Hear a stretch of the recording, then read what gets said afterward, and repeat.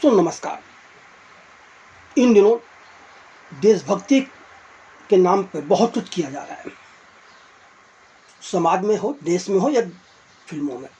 और फिल्मकार तो खुद को देशभक्त साबित करने के लिए पता नहीं क्या क्या कर रहे हैं। जी हाँ, आज 25 जुलाई से जियो स्टार पर करण जौहर निर्मित एक नई फिल्म सरजमीन स्ट्रीम होना शुरू हुई है। तो दोस्तों, आज हम इसी देशभक्ति का तमगा लगाए हुए फिल्म सरजमीन की रिव्यू आप लोगों के लिए लेके आए हैं। इसे देखने के बाद आप खुद अंदाज़ा लगाइएगा कि आपको जियो स्टार पर बैठकर अपना समय बर्बाद करना है इस फिल्म को देखते हुए या नहीं करना है। जी हाँ, खुद को देशभक्त साबित करने के लिए देशभक्ति के नाम पर फिल्म में अतार्किक बातें व झूठ परोसना फिल्मकारों का अपना जन्मसिद्ध अधिकार बनता जा रहा है। जब आप देश की सेना यानी कि आर्मी की बात कर रहे हो तो आपका कर्तव्य बनता है कि आप आर्मी से संबंधित प्रोटोकॉल को समझ लें, उससे संबंधित नियमों को समझ लें और बारीक से बारीक जानकारी ले लें, जिससे फिल्म में कुछ भी गलत ना परोसा जाए। यदि आप आर्मी को लेकर फिल्म में कुछ भी गलत परोसते हैं तो यह आपकी देशभक्ति कहीं नहीं कहलाई जाएगी। लेकिन हमारे फिल्मकार देशभक्ति की फिल्म बनाने के नाम पर आर्मी प्रोटोकॉल की धज्जियां उड़ाते हुए नजर आ रहे हैं। और इसका ताज़ा तरीन उदाहरण है फिल्म सरजमीन, जिसके निर्माता हैं करण जौहर और निर्देशक हैं कायोजो इरानी। मज़ेदार बात यह है कि इस फिल्म का लेखन एक नहीं 4 लोगों ने मिलकर किया है। और यह 4 लोग हैं सोमिल शुक्ला, कैसर मुनीर, अरुण सिंह और जेहान हांडा। किसी की कहानी है तो किसी की संवाद है, किसी की स्क्रिप्ट है। कितनी अजीब बात है कि इन 4 लोगों ने मिलकर किसी ने भी आर्मी को लेकर रिसर्च करना उचित नहीं समझा, आतंकवाद को लेकर, आतंकियों को लेकर रिसर्च करना उचित ही नहीं समझा और फिल्म बना डाली। वो भी 2 घंटे 17 मिनट लंबी फिल्म सरजमीन 25 जुलाई से जियो स्टार पर स्ट्रीम हो रही है।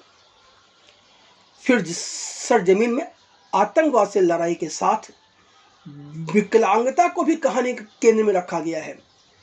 फिल्म की कहानी तो देशभक्ति व पितृत्व को अपने सीने में समेटे हुए है, मगर विकलांग बच्चे को जिस क्रूरता से प्रताड़ित कराया गया है इस फिल्म के अंदर, वह इन फिल्मकार की विकृत मानसिकता का परिचायक है।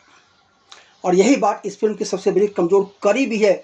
इसके लिए ना कोई शोध किया गया है, ना ही कोई ठोस जानकारी इकट्ठा की गई है।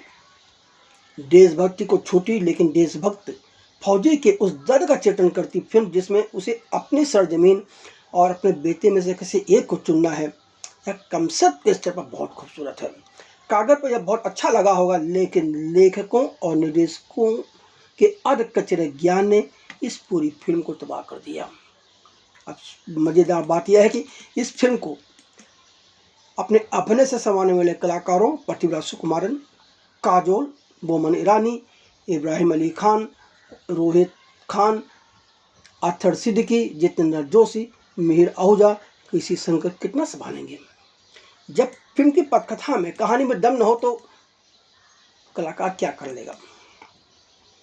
चलिए अब आपको हम फिल्म की कहानी के बारे में भी बता देते हैं।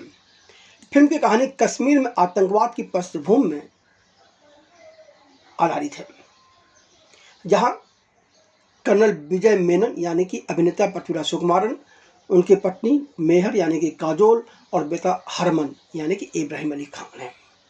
यार गहराई से गौर करें तो तीनों ही एक दूसरे के विरोधी हैं।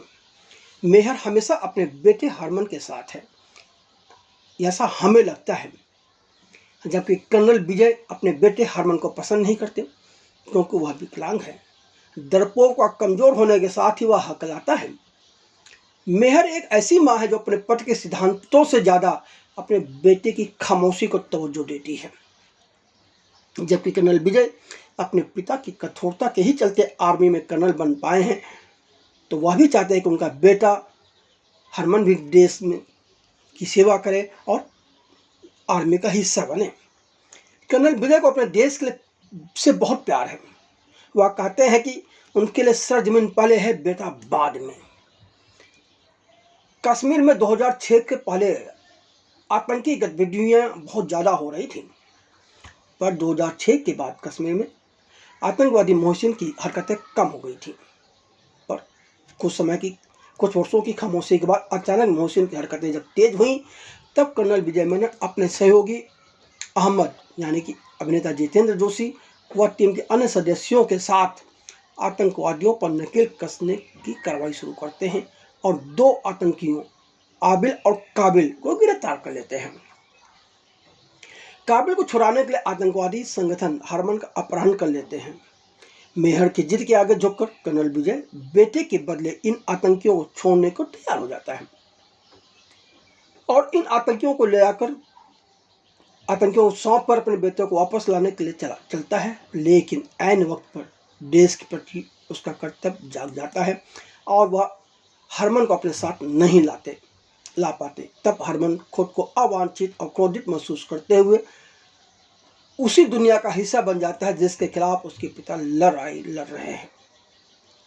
8 साल बाद जब हरमन वापस आता है तो वह युवा हो चुका है। अब वह हकलाता नहीं है, डरपोक भी नहीं है। 8 साल के दौरान विकलांगता के बावजूद उसे क्रूरता के साथ प्रताड़ित कर मजबूत व कठोर बना दिया गया है। उसके मन में अपने पिता के प्रति नफरत है। कर्नल विजय को शक है कि अब उनका बेटा हरमन पहले वाला हरमन नहीं है, लेकिन मेहर कर्नल की बातों को गलत बताती है।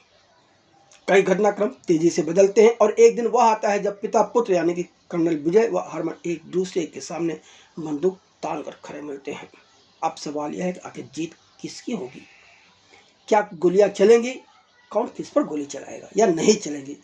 अब इन सब के लिए तो आपको फिल्म देखनी ही पड़ेगी।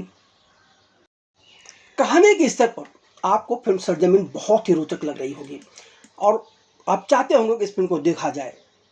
पर आइए हम आपको बता देते हैं कि इसके प्लस और माइनस पॉइंट क्या है। इस फिल्म की सबसे बड़ी कमजोरी इसका लेखन है। जो कागज पर नजर आता है वह फिल्म में नहीं है। सोमिल शुक्ला, कैसर मुनीर, अरुण सिंह और जेहान हांदा, इन चारों ने मिलकर इस फिल्म की कहानी या पटकथा संवाद लिखे जरूर हैं, मगर इनके लेखन से यह बात साफ तौर पर नजर आती है कि इन्हें मानवीय संबंधों व मानवता के अलावा भारतीय सेना को लेकर भी कोई जानकारी नहीं है। यह इस फिल्म में अपना अर कचरा ज्ञान ही परोस रहे हैं। फिल्म सरजमीन भावनात्मक झटका देती जरूर है, लेकिन बहुत ही कमजोर लेखन के चलते दर्शकों के दिलों तक बात पहुंच नहीं पाती। किरदारों का चयन और पटकथा भी तार्किक रूप से काफी कमजोर है। कुछ अहम मौकों पर यह जरूरत से ज्यादा नाटकीय और अतार्किक लगने लगती है। 8 साल बाद हरमन की वापसी एक गहरी पहेली है। इस पहेली को समझने में गहराई मिल सकती थी, लेकिन लेखक की टीम ने बनता धार कर दिया। सबसे अहम सवाल है कि जो बच्चा 10-11 साल का है वह एक सैनिक, एक आर्मी ऑफिसर की प्रतिबद्धता को, के सरजमीन के प्रति प्यार को कैसे महसूस कर सकता है, कैसे समझ सकता है? और जब वह इस बात को समझ ही नहीं सकता तो उसे अपने पिता के खिलाफ आप कैसे खड़ा कर देते हैं? सरहद के उस पार का सुरमा लगाए खलनायक केसी शंकर के चरित्र को महज एक रूढ़वादी विलेन की तरह बनाकर पेश किया गया है और उसका साथ देने के लिए मिहिर आहूजा का किरदार भी है। मजेदार बात तो यह है कि फिल्म के क्लाइमेक्स में एक बहुत बड़ा रहस्य सामने आता है, पर वह रहस्य अधूरा ही है और इस रहस्य को जानने के बाद आपके मन में भी तमाम सवाल उठेंगे और उन सवालों का जवाब न फिल्म में है और न ही किसी के पास है। पर वह सवाल इतने कठोर हैं, उसके बाद आप किस संस्था पर यकीन करेंगे?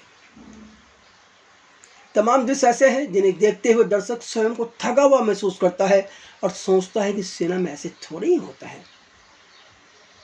क्या आर्मी अफसरों की जो कॉलोनी होती है वहां कोई भी कभी भी ले जाकर अपनी दुकान लगा लेगा?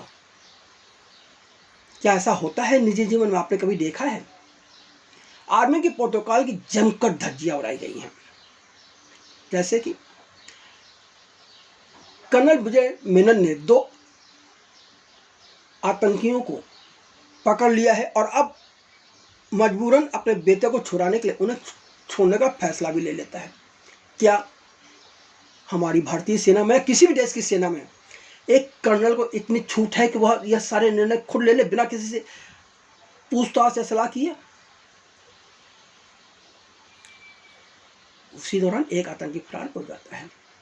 इससे भी किसी को कोई फर्क नहीं पड़ता। 8 साल बाद जब सरहद पार से हरमन विजय मेनन आता है और वह दाढ़ी रखे हुए है, फिर भी कहता है कि मैं हरमन विजय मेनन हूँ, तो कर्नल विजय मेनन बिना किसी तरह की गहन जांच पड़ताल किए उसे अपने साथ अपने घर के अंदर ले जाते हैं। क्या उन्हें इस बात का शक नहीं होना चाहिए कि वह तो जिन आतंकियों के खिलाफ लड़ रहे उन आतंकियों की साजिश का भी एक हिस्सा हो सकता है यह लड़का? क्योंकि 8 साल के अंदर ये हरमन वैसा नहीं है, इसकी कद-काठी सब कुछ बदल चुका है। अब वह हकलाता भी नहीं है और डरपोक तो बिल्कुल नहीं है, अब तो बहुत कठोर हो चुका है। दूसरी बात अफसोस की बात यह है कि फिल्मकार की लेखनी कमाल की है। बेटे के मौन में मेहर जिस तरह अपने देशभक्ति पति कर्नल विजय मेहन के ऑफिस में जाकर उन्हें तमाचा मारती है, क्या ऐसा कोई आर्मी अफसर की पत्नी करेगी? हमने तो सुना है और बहुत करीब से देखा भी है कि आर्मी अफसर की पत्नियां तो देश के लिए बहुत कुछ न्यौछावर करने पर उतारू रहती हैं। वह अपने पतियों के किसी भी निर्णय पर, देश को लेकर जो भी निर्णय उसका पति लेता है, वह सवाल नहीं उठाती हैं। कर्नल विजय मेनन की तमाम गतिविधियां भी सबके दायरे में आती हैं और वह आर्मी प्रोटोकॉल का खुला उल्लंघन करते हैं। इसे सेंसर बोर्ड ने प्रमाण पत्र दिए, यह बात भी समझ से परे है। निर्देशक तैयब ईरानी बुरी तरह से मात खा गए हैं। भाई एक्शन के देश तो एक्शन मास्टर कर ही लेगा, पर आप जो फिल्म की सब्जेक्ट की विषय वस्तु संवेदनशीलता होना चाहिए वह भी मेंटेन नहीं कर पाए। संवेदनशीलता जगह अत नाटकीय चीख पुकार नजर आती है। कितनी अजीब सी चीजें हैं। आप फिल्म को एडिटिंग टेबल पर कसा जाना चाहिए था, क्योंकि फिल्म ऐसा लगता है जैसे टीवी सीरियलों की तरह से भी खींचा गया है। जहाँ तक एक्टिंग का सवाल है तो कर्नल विजय के किरदार में पृथ्वीराज सुकुमारन एक पिता, एक पति और देशभक्त आर्मी अफसर की भावनाओं को बहुत बेहतरीन तरीके से व्यक्त करने में सफल रहे हैं। काजोल बेहतरीन अभिनेत्री हैं, पर इस फिल्म में एक्शन दृश्यों में वह अजीब से लगती हैं। नादानिया के बाद इब्राहिम अली खान की यह दूसरी फिल्म है और उम्मीद थी कि इस फिल्म में वह कुछ बेहतर करते हुए नजर आएंगे, पर अफसोस हम तो यही कहेंगे कि अभिनय उनके वश की बात नहीं है। कुछ एक्शन दृश्यों में वह ठीक ठाक है, मगर जब हकीकत में गंभीर भावनात्मक गहराई की मांग आती है तो बुरी तरह से मात खा जाते हैं। मीर आहूजा ने एक छोटी सी भूमिका में अच्छा प्रभाव डाला है। बोमन ईरानी के हिस्से करने को कुछ आया ही नहीं और हमारी समझ में तो यही नहीं आता कि यह फिल्म बोमन ईरानी ने क्या सोचकर किया, क्यों किया। सच कर रहा हूँ, यह बात मेरी समझ से परे है।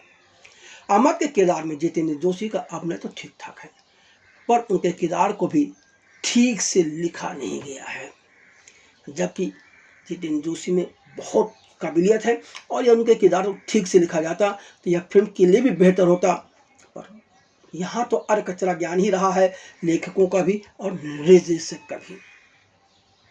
अगर आपने फिल्म देख ली है या आप देखने जा रहे हो तो हमें अवश्य बताएं कि आपको फिल्म कैसी लगी